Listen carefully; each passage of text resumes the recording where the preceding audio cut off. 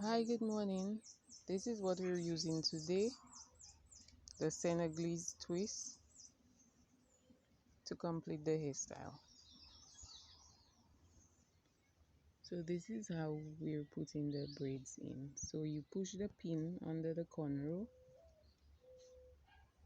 you place the loop inside like this, you close the latch and you pull it through.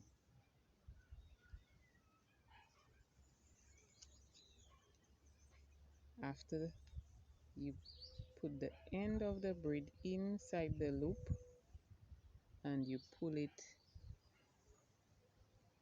out and you secure it. It's very easy to do.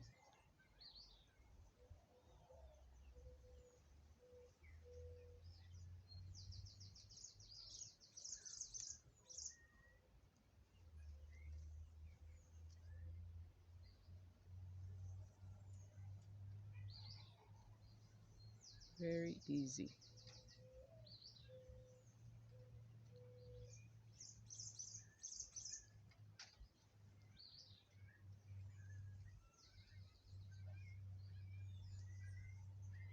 You open the loop, push it in, and you pull it out and secure it. Simple.